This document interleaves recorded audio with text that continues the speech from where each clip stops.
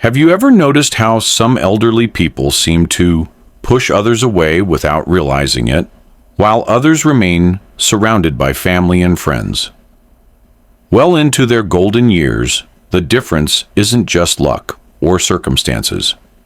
It's often about subtle habits that silently erode relationships over time. Today, I'm going to reveal 13 uncomfortable habits that develop in old age that nobody talks about. These aren't physical changes or health issues. They're behavioral patterns that quietly damage relationships, diminish dignity, and isolate you from the people who matter most. What makes these habits so dangerous is that most people develop them without even realizing it. And worse, no one will tell you when you're doing them. Your family members notice, your friends see it happening, but they stay silent out of respect or discomfort. By the end of this video, you'll not only recognize these patterns in yourself or loved ones, but you'll also discover simple, practical ways to break free from them. The last habit on this list is particularly devastating. It's the one that causes the deepest regret in life's final chapter. Yet most people don't address it until it's too late. If you're watching this video, whether you're in your golden years yourself or caring for someone who is, these insights could transform relationships and restore dignity that may be slowly slipping away. So stay with me until the end. What you learn today could make the difference between lonely isolation and meaningful connection in the years ahead. If you find this information valuable, please subscribe and hit the notification bell. Your support helps me continue creating content that makes a real difference in people's lives. Now let's begin. 1. Neglecting personal hygiene. Alice had always been meticulous about her appearance for decades. She never left the house without her hair-styled, clothes pressed, and a touch of lipstick. But as she entered her late 70s, something changed. It started small, skipping a shower here, wearing the same outfit for several days, letting her hair go unwashed. Who's going to see me anyway? She'd think, what Margaret didn't realize was how this subtle shift affected how others perceived her, and more importantly, how they interacted with her. When her grandchildren visited, they no longer gave her those tight hugs they once did. Friends started sitting a little further away during coffee. No one said anything directly, they wouldn't dare, but their body language spoke volumes. The truth is, personal hygiene isn't just about cleanliness. It's about self-respect and dignity. When we stop caring for ourselves, we unconsciously send a message that we've given up, and others respond to that message often by creating distance. This isn't about vanity or looking younger.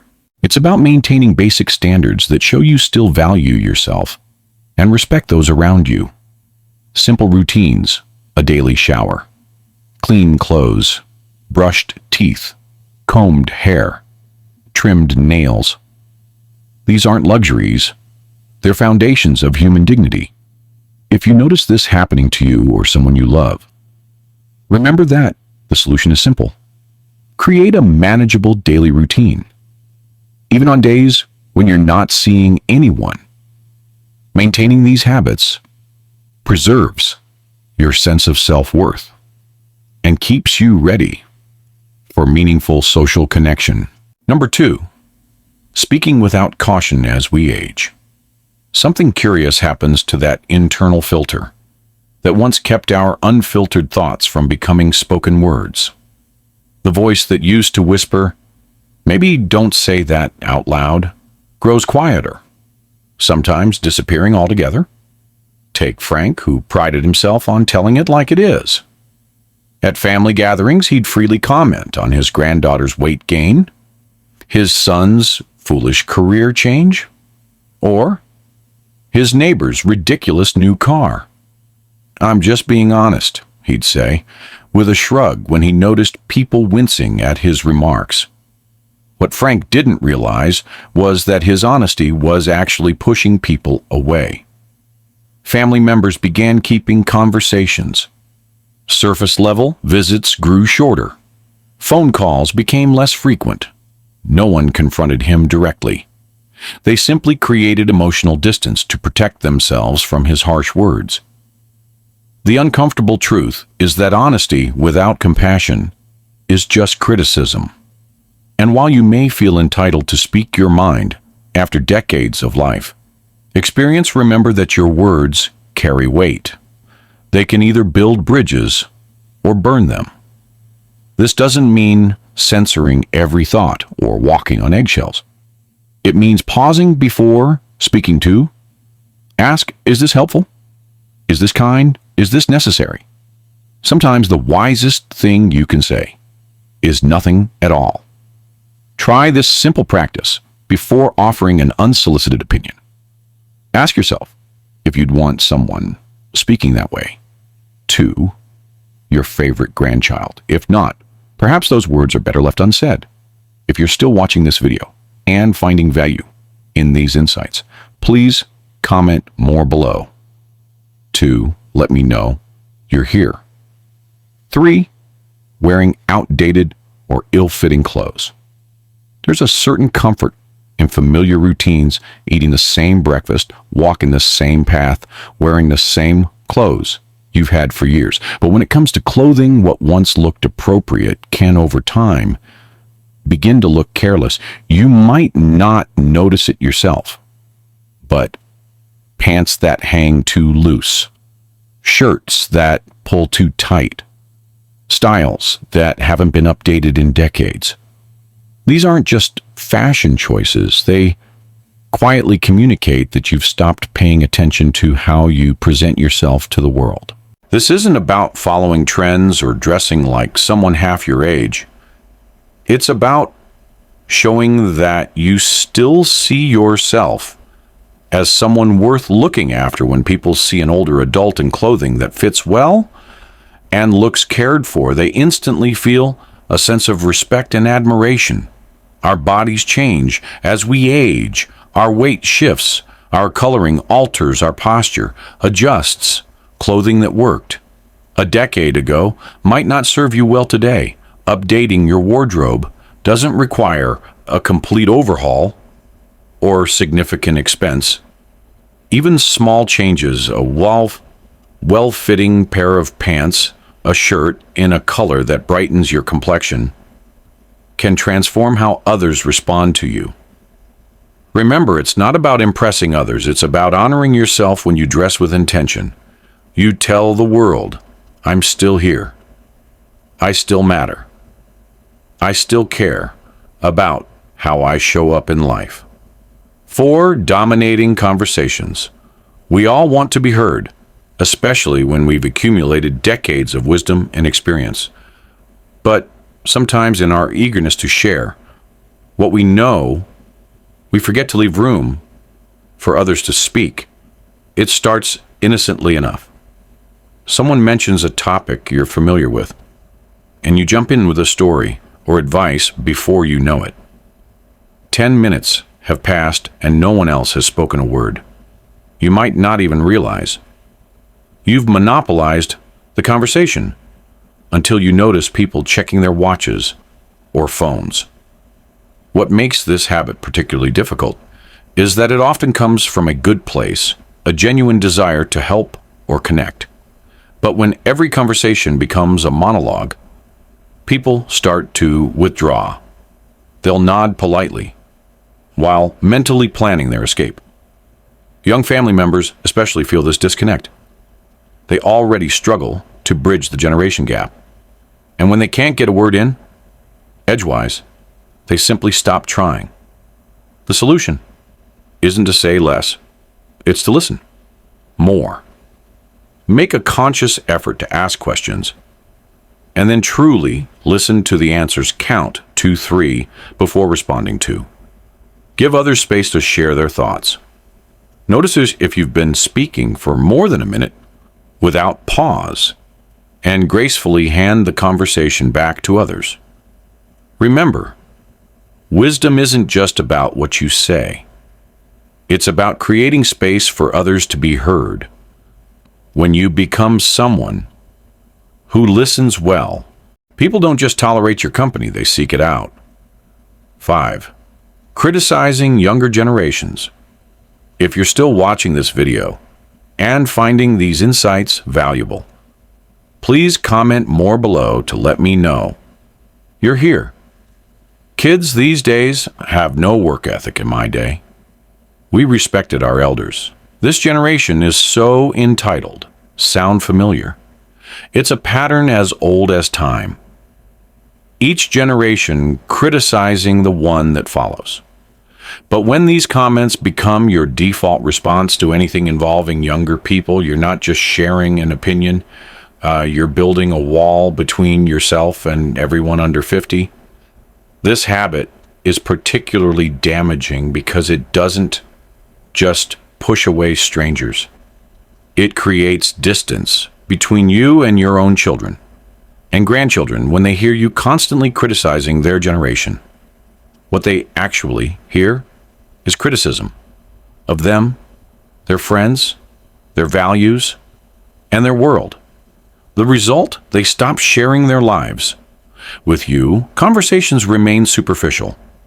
They avoid bringing up topics they care about because they're bracing for judgment. Even when they love you deeply, they keep parts of themselves hidden. This doesn't mean you must embrace every new trend or idea. It means approaching differences with curiosity instead of criticism. When you encounter something unfamiliar, whether it's technology, music, or values, try asking questions instead of making pronouncements. I'm curious about how that works. Opens doors that's ridiculous. Slams shut. When you show genuine interest in understanding rather than judging younger people, don't just tolerate your presence. They value your perspective. Remember, your relevance doesn't come from clinging to how things used to be. It comes from building bridges between the past and present. Be the elder who connects generations rather than divides them. 6. Ignoring modern etiquette. There's a kind of social awareness that often fades with age, an understanding of how our behavior affects those around us in public spaces. Things like speaking loudly on your phone, in a waiting room, standing too close in line, or playing videos without headphones might seem trivial, but they send powerful messages about how attuned you are to others. These behaviors weren't necessarily problematic. Decades ago, social norms were different, and people were more tolerant of certain public behaviors. But times change, expectations shift, and what was once considered normal now makes people uncomfortable. The challenge is that no one will tell you directly. Instead, they'll give you a look. Move to another seat or avoid eye contact. It's not personal. It's just that these small breaches of modern courtesy create friction in shared spaces. The solution isn't complicated, but it does require awareness. Notice how others behave in public settings. Observe the unspoken rules about personal space volume and technology use. These aren't arbitrary restrictions. They're ways we show consideration for those sharing our space. When you move through the world with this kind of awareness, you don't just avoid making others uncomfortable. You demonstrate a quiet dignity that earns respect. It tells people that regardless of your age, you're still engaged with the world around you, still learning, still adapting 7 oversharing medical problems we've all experienced. A casual conversation that suddenly turns into a detailed account of someone's latest medical procedures, medication, adjustments, or bodily functions. While health concerns are certainly valid, especially as we age, Making them the centerpiece of every interaction can exhaust even the most patient listener. This habit often develops gradually. What starts as occasional mentions of health issues slowly expands until medical updates dominate every conversation. The problem isn't sharing health concerns. It's when these details overshadow all other topics, leaving no room for more balanced interaction for younger family members. Especially these conversations can feel overwhelming. They care about your health, but may not know how to respond to detailed medical information. They may also feel helpless, hearing about problems they can't fix, so instead of engaging more deeply, they begin to withdraw. Consider this approach. Share health information with purpose and proportion. It's perfectly appropriate to update close family about significant health changes or answer direct questions, but balance these discussions with other topics. Ask about their lives. Share a story from your past. Discuss a book you're reading or a show you've enjoyed.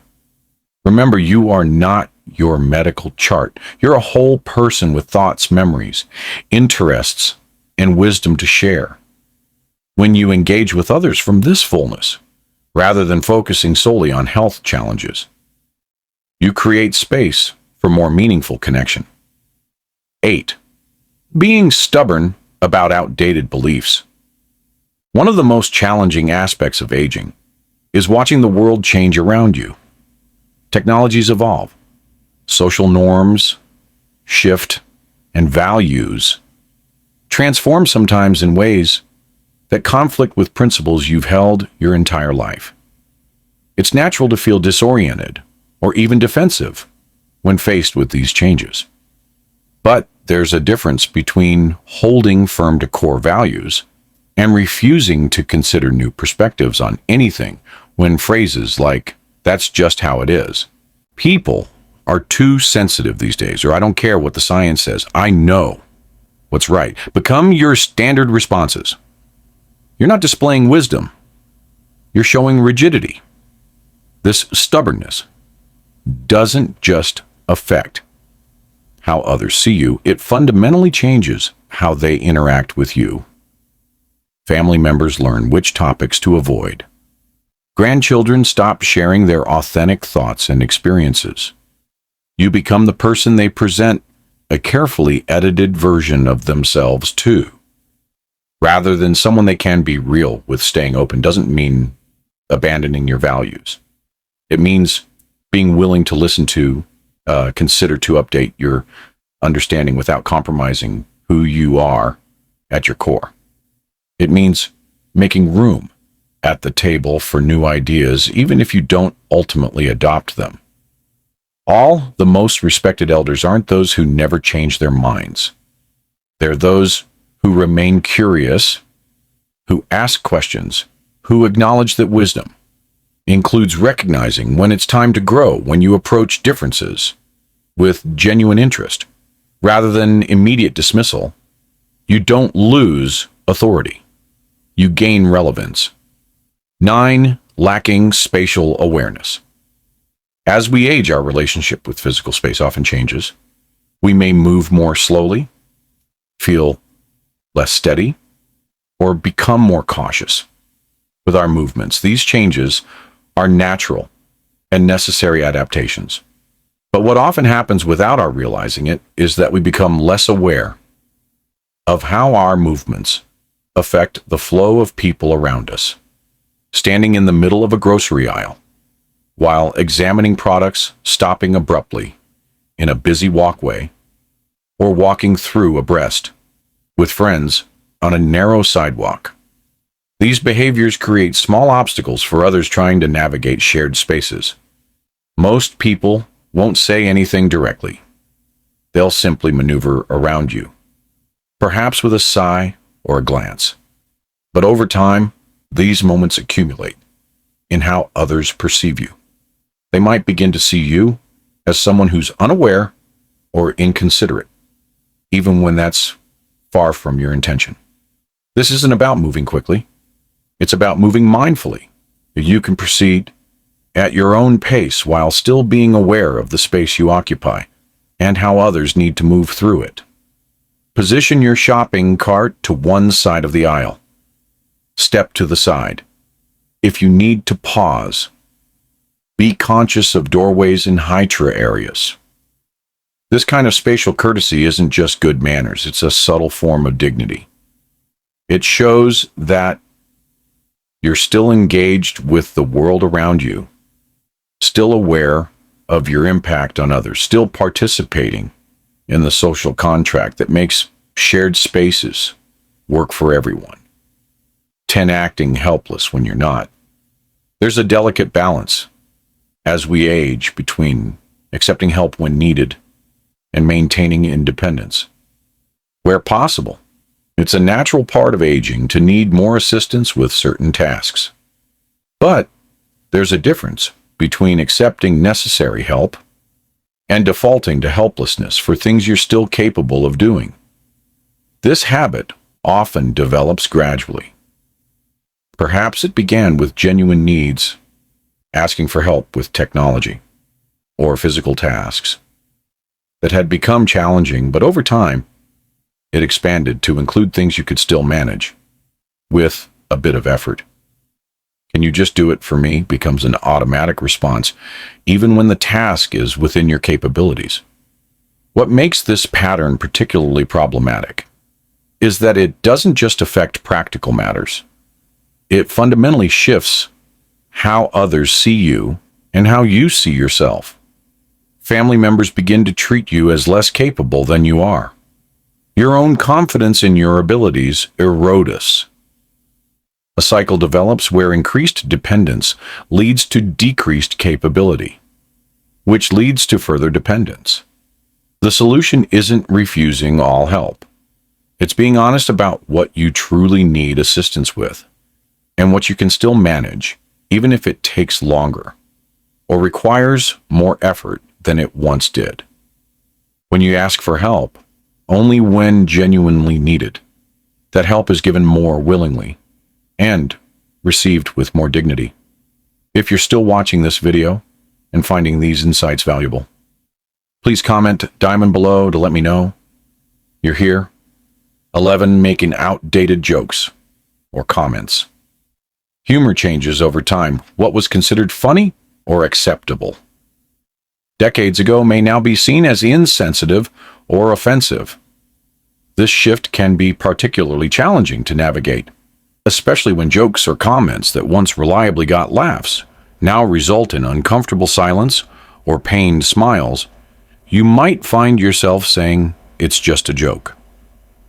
Or, "People are too sensitive these days," when others don't respond as expected. But the truth is, humor that relies on stereotypes, puts others down, or makes light of serious issues doesn't just fall flat. It actively damages relationships. This doesn't mean you can't joke or that all humor must be sanitized. It means being aware that effective humor brings people together rather than creating discomfort or reinforcing divisions. The best kind of humor